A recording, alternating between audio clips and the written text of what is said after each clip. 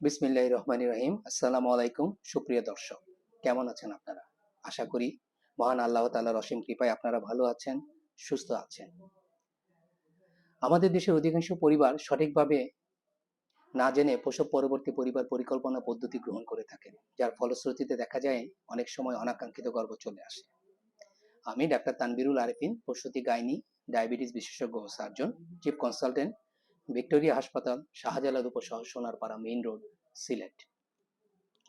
প্রসব পরবর্তী এই অনাকাঙ্ক্ষিত গর্ভ রোধ করার জন্য আজকে আমি হাজির হয়েছি আপনাদেরকে কিছু গুরুত্বপূর্ণ তথ্য তুলে ধরার জন্য। আজকে আমার আলোচনার মূল বিষয়বস্তু প্রসব পরবর্তী পরিবার পরিকল্পনা পদ্ধতি। প্রসব পরবর্তী পরিবার পরিকল্পনা পদ্ধতি একটি খুবই গুরুত্বপূর্ণ বিষয়, যা সঠিকভাবে গ্রহণ না করলে দেখা যায় প্রসব পরবর্তী 3 মাসের মধ্যেই একজন নারী পুনরায় গর্ভবতী হয়ে যেতে পারেন অথবা তার অনাকাঙ্ক্ষিত গর্ভ চলে আসে। আর এজন্য আজকে আমার এই ভিডিওটি তৈরি করা। চলুন মূল আলোচনায় চলে আসি। প্রসব পরবর্তী পরিবার পরিকল্পনা পদ্ধতিকে আমরা দুটো গ্রুপে ভাগ করে থাকি। প্রথম গ্রুপে যে সকল মায়েরা তাদের সন্তানদেরকে শুধুমাত্র বুকের দুধ পান করান। দ্বিতীয় গ্রুপে হচ্ছে যে সকল মায়েরা তাদের সন্তানদেরকে বুকের দুধ পান করাতে অক্ষম, যেমন যে সকল প্রসূতি মায়ের বাচ্চা গর্ভে মারা যায় অথবা প্রসব পরবর্তীতে মারা যায়, যে সকল প্রসূতি মায়ের স্বাস্থ্যগত সমস্যার কারণে পর্যাপ্ত পরিমাণে বুকের দুধ তৈরি হয় না বা আসে না। কখন থেকে প্রসব পরবর্তী পরিবার পরিকল্পনা পদ্ধতি গ্রহণ করতে হবে এখন জেনে নিয়ে আসুন। যে সকল মায়েরা বাচ্চাকে বুকের দুধ পান করান তাদের ক্ষেত্রে সন্তান জন্মের 6 সপ্তাহের পর থেকে পরিবার পরিকল্পনা পদ্ধতি গ্রহণ করতে হবে। আর যে সকল মায়েরা তাদের সন্তানদেরকে বুকের দুধ পান করাতে অক্ষম তাদের ক্ষেত্রে সন্তান জন্মের 3 সপ্তাহের পর থেকে পরিবার পরিকল্পনা পদ্ধতি গ্রহণ করতে হবে, অন্যথায় তাদের ক্ষেত্রে অনাকাঙ্ক্ষিত গর্ভ চলে আসার সম্ভাবনা বেশি থাকবে। আমাদের কাছে প্রায়ই এই সমস্যা নিয়ে অনেক পেশেন্ট এসে থাকেন, এই অনাকাঙ্ক্ষিত গর্ভ। তাই এই অনাকাঙ্ক্ষিত গর্ভ যাতে না আসে আজকে ভিডিওর মাধ্যমে আমি আপনাদেরকে কিছু বার্তা দেওয়ার চেষ্টা করছি। প্রসব পরবর্তী কি কি পরিকল্পনা পদ্ধতি গ্রহণ করা যেতে পারে? বিভিন্ন ধরনের পদ্ধতি রয়েছে প্রসব পরবর্তী পরিকল্পনা পদ্ধতির মধ্যে। এর মধ্যে রয়েছে প্রাকৃতিক পদ্ধতি, যাকে আমরা বলি ল্যাকটেশনাল অ্যামেনোরিয়া মেথড বা ল্যাম মেথড। এই পদ্ধতি তখনই একজন মা গ্রহণ করতে পারবেন যার মাসিক প্রসব পরবর্তীতে বন্ধ থাকে। এছাড়া পিল খেতে পারবেন, বিভিন্ন ধরনের পিল রয়েছে বাজারে। এছাড়া কপার টি বা আইউডি নিতে পারবেন। পার্মানেন্ট মেথড যেটাকে আমরা বলি, পুরুষদের ক্ষেত্রে ভেসেক্টমি এবং নারীদের ক্ষেত্রে টিউবার লাইগেশন। পার্মানেন্ট মেথডটা আমরা তাদেরকেই অ্যাডভাইস করি যাদের ফ্যামিলি কমপ্লিট, মানে যাদের 2 থেকে 3টা বাচ্চা আছে এবং ভবিষ্যতে তারা আর কোনো বাচ্চা নিতে চান না, তাদের ক্ষেত্রে পার্মানেন্ট বা স্থায়ী পদ্ধতি যেমন ভেসেক্টমি, টিউবার লাইগেশন এগুলো করতে আমরা বলি। এছাড়া পুরুষেরা কন্ডম বা ব্যারিয়ার মেথড ইউজ করতে পারবেন। আমাদের দেশের অধিকাংশ পরিবার সঠিকভাবে না বুঝে প্রাকৃতিক পদ্ধতি বা ল্যাকটেশনাল অ্যামেনোরিয়া মেথড অনুসরণ করার চেষ্টা করেন। সমস্যাটা কিন্তু এখানেই হয় এবং অনাকাঙ্ক্ষিত গর্ভ চলে আসে। এই অনাকাঙ্ক্ষিত গর্ভ যাতে না আসে তাই এই পদ্ধতি সম্পর্কে আমি একটু বিস্তারিত আপনাদেরকে বলবো। ল্যাকটেশনাল অ্যামেনোরিয়া মেথড বা প্রাকৃতিক পদ্ধতি, এই পদ্ধতিটা কিভাবে গ্রহণ করতে হয় সেটা আমি এখন একটু বলবো আপনাদেরকে। প্রসব পরবর্তী 6 সপ্তাহের পর আমরা এই পদ্ধতিটা নিতে বলি।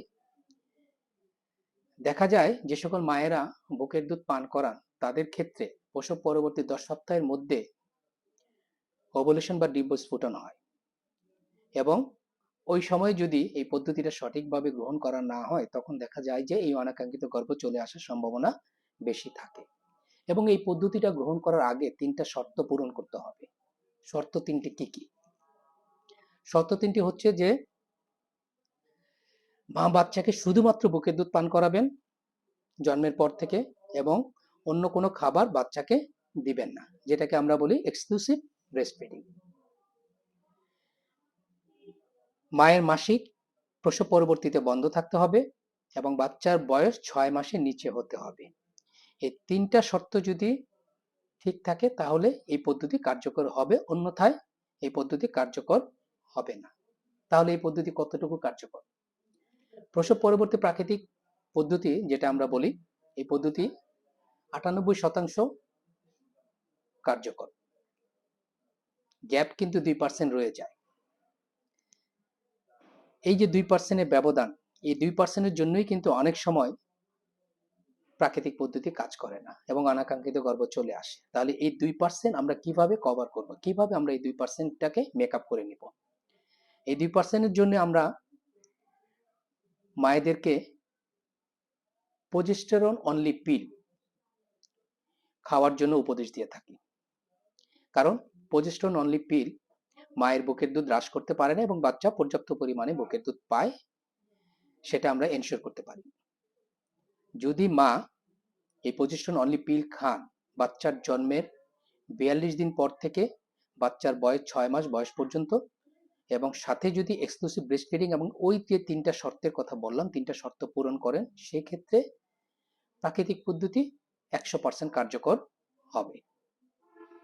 তাহলে প্রিয় দর্শক, আমি আপনাদেরকে অন্তত এটুকু জানাতে পেরেছি যে প্রাকৃতিক পদ্ধতি যদি গ্রহণ করতে হয় তাহলে কিভাবে গ্রহণ করতে হবে, 3টা শর্ত পূরণ করতে হবে এবং তার সাথে যে 2% গ্যাপ থাকে সেই গ্যাপের জন্য প্রজেস্টেরন অনলি পিল মা বাচ্চার বয়স 42 দিন থেকে বাচ্চার বয়স 6 মাস বয়স পর্যন্ত প্রতিদিন রাতে একটা করে খাবে, কোনো গ্যাপ দেওয়া যাবে না। এখন আসি, যে সকল মায়েরা বাচ্চাকে বুকের দুধ পান করাতে পারেন না বা বাচ্চাকে বুকের দুধ পান করাতে অক্ষম, তাদের ক্ষেত্রে কোন পদ্ধতি ব্যবহার করা যাবে প্রসব পরবর্তীতে? তাদের ক্ষেত্রে কম্বাইন ওরাল কন্ট্রাসেপটিভ পিল খাওয়ানো যেতে পারে। তবে এই কম্বাইন ওরাল কন্ট্রাসেপটিভ পিল খাওয়ানোর আগে একজন মায়েকে তার স্বাস্থ্যগত ধারণা সম্পর্কে আমাদেরকে জানতে হবে যে তার কোনো সমস্যা আছে কিনা। কিছু কিছু সমস্যার কারণে কিন্তু আমরা এই পদ্ধতিগুলো দিতে মানা করি বা কম্বাইন ওরাল কন্ট্রাসেপটিভ পিল খেতে মানা করি। যেমন কোনো প্রসূতি মায়ের যদি হাই ব্লাড প্রেশার থাকে, মাইগ্রেন জনিত যদি কোনো মাথা ব্যথা থাকে, লিভার ডিজিজ যদি থাকে, পিত্তথলিতে যদি কোনো পাথর থাকে, ব্রেস্ট ক্যান্সার থাকে, সেসব ক্ষেত্রে কিন্তু কম্বাইন ওরাল কন্ট্রাসেপটিভ পিল খাওয়া যাবে না। বাজারে অনেক কম্বাইন ওরাল কন্ট্রাসেপটিভ পিল আছে, এখন অনেক স্বল্পমাত্রা পিল পাওয়া যায়। যদি এই রোগগুলি না থাকে তাহলে তারা এই পিল খেতে পারবে। এছাড়া কন্ডম ইউজ করা যাবে, আমি আগেই বলেছি, ব্যারিয়ার মেথড যেটা। এছাড়া আইউডি নিতে পারবে, কপারটি নিতে পারবে বা পার্মানেন্ট বা স্থায়ী পদ্ধতি নিতে পারবে। প্রসব পরবর্তী পরিকল্পনা পদ্ধতিগুলো আমি আপনাদেরকে কিছুটা ধারণা দিতে পেরেছি মনে হয়। যদি আমি ধারণা দিতে পারি তাহলে আজকে আমার এই ভিডিওটা তৈরি করা সার্থক হবে। সুপ্রিয় দর্শক, আজকের এই ভিডিও থেকে আমি আশা করি আপনারা কিছুটা উপকৃত হতে পেরেছেন। অনাকাঙ্ক্ষিত গর্ভ এড়াতে যে পদ্ধতিগুলো আমি আপনাদেরকে ইতিমধ্যে বলেছি, সেই পদ্ধতিগুলো সঠিকভাবে যদি আপনারা অনুসরণ করতে পারেন তাহলেই অনাকাঙ্ক্ষিত গর্ভ রোধ করতে পারবেন। আজকের মতো এখানেই শেষ করছি। আপনাদের সকলের সুস্থতা কামনা করে আমি বিদায় নিচ্ছি। ধন্যবাদ। আসসালামু আলাইকুম।